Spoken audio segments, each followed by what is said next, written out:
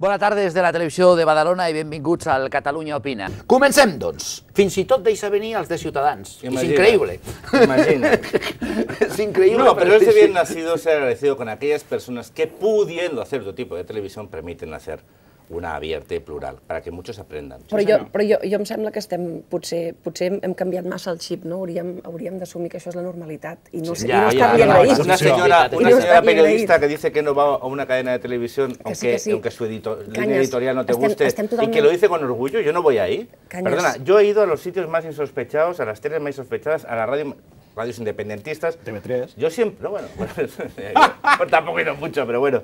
Pero, oye, yo como no voy a ir a una radio independentista... Sí, però ja té raó. Estem totalment d'acord, però jo diria, una cosa és el que faci una periodista concreta i una altra cosa és que les polítiques de les empreses de comunicació d'aquest país es basin moltes vegades en dir aquesta persona no, aquesta persona no, aquesta persona no, fins al punt que arribem a donar les gràcies quan se'ns permet parlar amb llibertat, i això no hauria de ser l'habitual. L'habitual hauria de ser que a la majoria de llocs es pogués parlar amb llibertat i que els espais on no hi ha llibertat fossin anecdòtics. El problema és que en aquest país, i parlo de Catalunya i Espanya, els espais on hi ha censura són majoritaris. No tens raó, de veritat. M'agrada aquesta reflexió perquè és veritat, hem fet anormal una cosa que seria normal. Molt bé, senyores, senyors, comencem perquè el tema del dia volem compartir-lo amb tots vostès. Oleguer Pujol i el seu soci imputats per presumpte delicte fiscal i blanqueig. La Policia Nacional ha registrat per ordre judicial els domicilis del fill de l'expresident a Barcelona i Girona, la seva empresa a Madrid y diversos despachos. A ver, cuando tú, fíjate, hablas del caso Pujol, y el caso Pujol como tal no existe. Ahora mismo hay como 5 causas abiertas diferentes.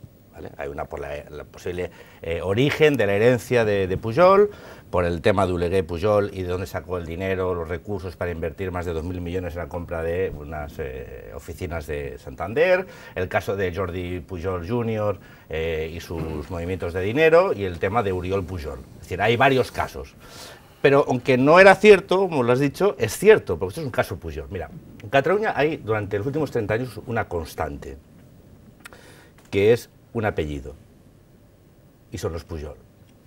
Durante 30 años en Cataluña la familia Pujol manejó los recursos del poder a su antojo, convirtiendo los mismos en lo más parecido a un sistema mafioso de drenaje de recursos públicos. Es decir, en vez de llevarnos a Ítaca, nos habían llevado a Sicilia. Porque, y ahora si me permites lo desarrollaré brevemente, para que no sea, brevemente, porque hay que ponerlo en contexto. Porque esto no es más que el resultado de algo que pasó. Esto es el resultado de algo que pasó. El resultado de una familia que aprovechó la situación del señor Jordi Pujol para beneficiarse y enriquecerse a través de un mecanismo que era bien sencillo, que era adjudicación de obra pública a cambio, o de licitaciones públicas a cambio de una mordida, a cambio de recursos públicos, entre un 3, un 4 o un 5%. Y esto empezó a hacerse público, aunque se sabía, cuando el señor Maragall dijo en sede parlamentaria: ustedes tienen un problema y es el 3%. A partir de ahí, ¿qué pasó? Chantajes, amenazas, cruzadas de tirar de la manta. Tengo aquí algunas declaraciones de Pujol. Lo digo para que no se vea que hay un ataque ad hominem. Pujol, la última que hizo en el Parlamento de Cataluña. Si al final cae toda la rama, no cae solo esa rama, también las otras. Amenaza. En referencia a la financiación de partidos. Si entramos aquí, todos nos haremos mucho daño, porque yo tendré una respuesta fácil. Yo también podría decir, estos dieron tanto a tanto, y todos haríamos un poco de hedor. Segunda amenaza. Yo sé, y como hable, tire la manta, veréis. Y la última, no entremos por ahí. Si hace falta entrar, entraremos. Yo me parece que no tengo que entrar, pero si tengo que entrar, personalmente entraré. Otra. El señor de la Rosa, ¿se acuerdan ustedes, no? El señor de la Rosa hizo un escrito al fiscal diciendo que estaba amenazado de muerte por los Pujol. Dijo que había tenido una conversación con el señor Pujol en un bar, el bar Moroni de Barcelona, diciendo: siéntete vigilado y controlado. Toda tu familia y tú vivís en Barcelona. La señora Victoria Álvarez, la que destapó el tema de su amante, el señor Jordi, o su novio, el señor Jordi Pujol, Ferrusola, esta señora le entraron en su casa a robar, la han amenazado.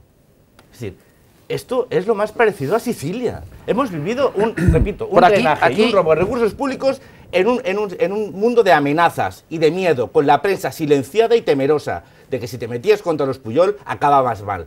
por suerte eso s'ha terminado. I es repeteix l'esquema, insisteixo, són paraules, però com estan sota investigació judicial, esperem aviat conèixer la veritat, però es repeteix l'esquema que es va destapar en el Palau de la Música. El caso Palau lo que destapa es un porcentaje. Que hay un mecanismo que se conoce ahí, en el caso de Línea 9, que se conoce cuál es el mecanismo. Sí, perfectamente. Pero lo que pasa es que eso lo tienes que llevar a categoría. Esa es la anécdota. Y la categoría es que había una constante que era un dinero. Pero es el primer caso en el que hay constancia. Pero la pregunta es, ¿de dónde vienen los fondos estos que se mueven? Si ya no es tanto lo que hayan hecho con los fondos, que eso también puede ser un delito, bla, bla, no. El problema es, ¿cuál es el origen? Porque no perdamos la perspectiva, o sea, que los árboles no nos impidan ver el bosque. Es decir, el tema de esto que está surán, está flotando, no es cuál es el origen de esto, de este dinero que se mueve, que además puede moverse de una forma irregular, sino cuál es el origen, de dónde viene este dinero que todos los hijos de Pujol han movido, todos no, pero como mínimo 3 que se conozcan, han movido. Esas cantidades de dónde proceden, y proceden del mecanismo general, de la mordida del 3% en Catalunya. És a dir, deixem molt clar que això no comença a Madrid, que això no forma part del combat Madrid-Catalunya, tot i que després pot ser utilitzat com a arma llancívola, però que això comença perquè tenim una ciutadania que ha canviat profundament i que ja no aguantem que ens robin davant de la nostra cara. Però em sembla que és important que sapiguem que mentre parlem del procés, que pot ser molt important per moltes persones, i ho respecto totalment, però parlem del procés i no ens ofeguem, no ens traiem la possibilitat de seguir parlant del que està passant amb la sanitat del nostre país, sobretot, que és un niu de corruptes denunciats als tribunals actualment i segurament d'aquí 10 anys ens estirarem dels cabells com ens estirem ara. ¿Quién pactó en la Comisión de Investigación de Salud? ¿Quién compareció o no en la comisión para evitar? Convergència i Esquerra, sí, segur. No, y el PSC también. Pero, sí, pero... O sea, en este caso lo digo. Estaba en aquella comisión, una comisión de investigación sobre la corrupción en la sanidad pública, que la habían troceado y repartido hasta por zonas, unos partidos y otros. Se impidió investigar ahí por un acuerdo en un desayuno, hasta lo vi yo, donde se pactaron quién no venía a declarar. Canyes, no podem esperar que els partits que s'han beneficiat d'aquesta impunitat ara siguin els que la destapin. És evident que ni Convergència, ni PSOE, PSC, ni PP es posaran a treballar per acabar amb la impunitat de la corrupció, perquè tots tenen coses a amagar. Però saps el que em fa molta por? Les càmeres van agafar, quan el president Pujol estava aquest estiu allà a Queralbs, van agafar una conversa de la Marta Ferrusola i del Jordi Pujol, quan sortien de la casa. Saps què li deia la Marta Ferrusola al seu home, que anava capcot, diguéssim? No et preocupis, Jordi, això s'acabarà oblidant. Pero mira, Miquel, tú decías una cosa, el silencio que durante estos 30 años se ha vivido en Cataluña, la omertá que tú decías, la omertá, como bien también decías, se mueve en un contexto, que es el de la mafia. Y si tú rompes la omertá, acabas mal. Acabas mal, porque hay amenazas directas y consecuencias directas. Si tú no pagabas las mordidas, simple y llanamente perdías todo tipo de capacidad de contratar con la administración pública y privada. Es decir, o pagabas o tú no trabajabas. Hay empresas que se dedican a trabajar para la administración pública, obra pública. Difícilmente, pues alguien que hace carreteras, o alguien que hace líneas de tren, o de metro, no sé qué, puede contratar con un vecino. O sea, si tú no pagas, tú no trabajas. Entonces, ¿qué haces? Pagas. ¿Qué vas a denunciarlo? ¿Para qué? ¿Para no trabajar nunca más? Y no perdamos la perspectiva. Era la época del poder total. La Convergencia que controlaba absolutamente Cataluña.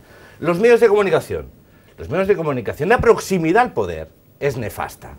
La proximidad al poder y la dependencia del poder es nefasta. Si tú destapas esto, ¿tú crees que a ti te van a volver a insertar policía institucional? Para nada. Nanay. Voy más, lo hablamos antes de entrar aquí. Un libro que se escribió en el año 91, de Jordi Pujol, La historia de una obsesión. Siscu Vallès y Jaume Reixac. Jaume Reixac, un señor que, eso todo hay que decirlo, un periodista que desde hace 25 años ha estado siempre siguiendo la estela de los Pujol. Contra todo, fundador del Triangla. No parece que sea editorialmente muy cercano a Ciudadanos. No, más bien. Pero eso hay que reconocerlo, porque la gente que es valiente hay que reconocerla. Bueno, estos señores escribieron un libro, uno de cuyos capítulos se dedicaba a los negocios de la señora Ferrusola, de los hijos de Pujol y de los amigos de Pujol. Bueno, ese capítulo fue retirado del libro. En el año 91, estamos hablando, no hace 2 días. 91.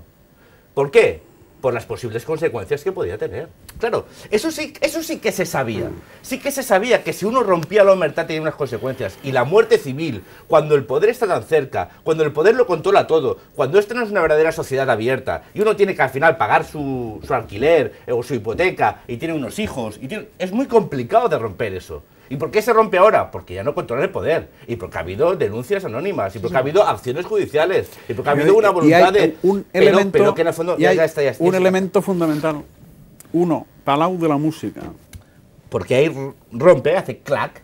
És un element fundamental. Millet és el Bárcenas català, és a dir, és el repartidor, és una persona clau en tot l'entramat, tot passava per ell, i per tant, quan toques aquest pinyol, comencen a caure coses, més en un moment en el qual la crisi ha ajudat. Deixa'm una cosa molt curta. La crisi ha ajudat, perquè durant molt de temps s'ha tingut callada la gent a canvi de diners. I és a partir d'aquell moment que comença la transició nacional de Convergència Democràtica. És a dir, no és que els casos de corrupció sigui una conseqüència del procés, sinó que és al revés. El procés i que Convergència s'hagi sumat al procés és fruit de que es comencen a destapar casos de corrupció. Santi, ¿tú crees sinceramente? Ahora no te lo digo como un miembro del Partido Popular, da igual. ¿Tú crees sinceramente que el Estado desconocía absolutamente las actividades de la familia Pujol? ¿Tú crees, sinceramente, que no sabían absolutamente nada? Empezado a investigar en el año 2002. Absolutamente nada. Claro, es decir, y el problema está en que cuando hay la conversión mariana al independentismo, seguramente acelerada por lo que podía significar... No, la mariana no lo dirás por nada en concreto. No, es que no sé, no conozco más conversiones marianas. Como si eres irónico, digo, bueno, no llego tanto, a veces no, a estas horas no. No, la conversión, la caída del caballo, ¿no? Aquella famosa. De Sau. Bueno, quiero decirte, claro, yo estoy convencido que se sabía. A ver, a mí me gustaría poder tener el listado de las reuniones, por ejemplo, que ha hecho el señor Jordi Pujol, porque por ahí se comenta, se dice, pero yo no puedo asegurarlo, que hubo muchas reuniones en Madrid diciendo, si me paráis esto, se para lo otro, cuando yo he empezado. Pero me blindáis los hijos. A los hijos no me los toquéis. Y no ha pasado, seguramente porque muchos se siguen pensando que, a pesar de que la justicia esté politizada, la justicia, cuando se pone a trabajar... Estás en el nivel de las palabras, ¿eh? No, quiero decirte... Sí, no, son palabras. Claro, son palabras. Estoy diciendo, es decir, no puedo afirmar lo que desconozco, te digo lo que se dice, y no me parece sorprendente, porque cuando tú te pones... Por suerte o por desgracia, en este país, con lo que se dice, no hay suficiente para encausar a nadie. No, por supuesto, pues, lógicamente, si tú no tienes un constructor, o tú no tienes un empresario que a ti te denuncia por haberte pagado una mordida, con lo cual él también se está autodenunciando, ojo, es muy complicado. O sea, todo esto puede acabar seguramente en delitos fiscales, pero yo sigo diciendo que a mí lo que me preocupa como ciudadano, porque lo otro ya la justicia determinará, es de dónde viene este dinero. Claro. Porque ese sí que ya es un dinero de los ciudadanos. Pero esa investigación, además de la complejidad y el tiempo transcurrido, tiene un problema. Que necesitas que haya gente que reconozca que pagó un dinero en metálico, pues como el de la Rosa hizo y después se retrató. Tú sabes la declaración que hizo de la Rosa, ¿no? El señor de la Rosa declaró delante de la policía de que llevaba maletas llenas de billetes a Jordi Pujol. Eso está en una declaración, no son palabras mías, que llevaba maletas llenas de billetes al despacho de Jordi Pujol. Y lo dijo declarando por si le pasaba algo a él personalmente. Claro, tú demuestras, ¿quién va a decir que ha pagado millones de euros o millones de pesetas en maletines a un político? Porque él mismo se está...